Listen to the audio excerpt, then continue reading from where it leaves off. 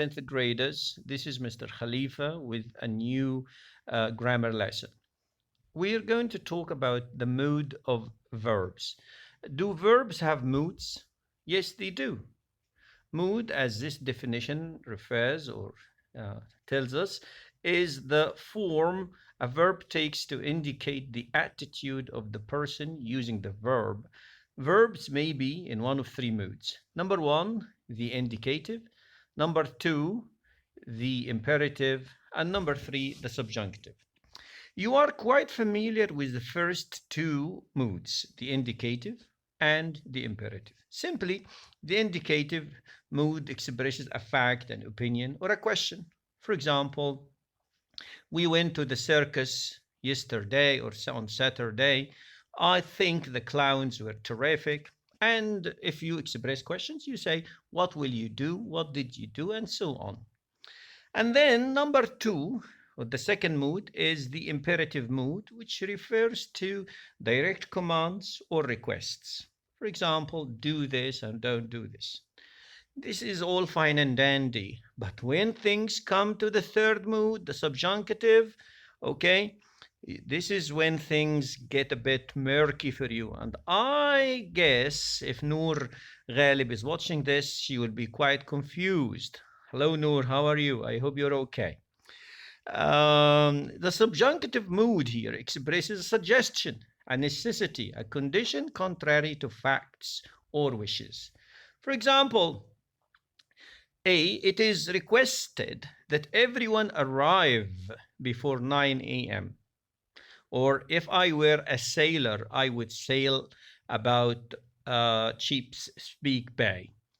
Okay, so as you can see, the subjunctive mood, number three, has two types. Type A, which refers to suggestions and requests. And look at these verbs, that suggested, and here, that suggested we build a TV table. So please use the infinitive after he suggested, he asked, he commanded, and so on. For example, if I say, I ask that this box be removed, not is removed. I suggest that she leave immediately, not that she leaves. This style is quite formal, and we don't usually use it unless you are speaking or writing formally. The second type of subjunctive verbs is the one that expresses wishes and hypothetical situation, anything that is contrary to fact. For example, if you are not tall, you would say, I wish I were taller. You don't have a lot of money. What would you say? I wish I had. You didn't win the match. I wish I had won the match, and so on. Also, you can express the same situation with if or not, or if only. Your favorite team lost the match because they didn't play well. So what will you say? If my favorite team had played well, they would have won the match. Okay, guys, this brings us to the end of the explanation. Let's look at the list of questions and try to figure out what type of mood does the italicized verb have.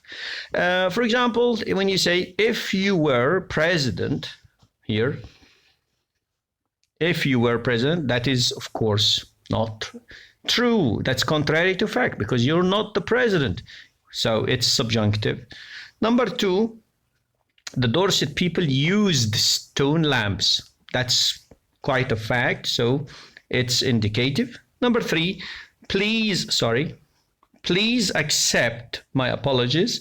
That is a command, so it is imperative, which is number two here, the imperative. Okay, again, so there are three moods of verbs.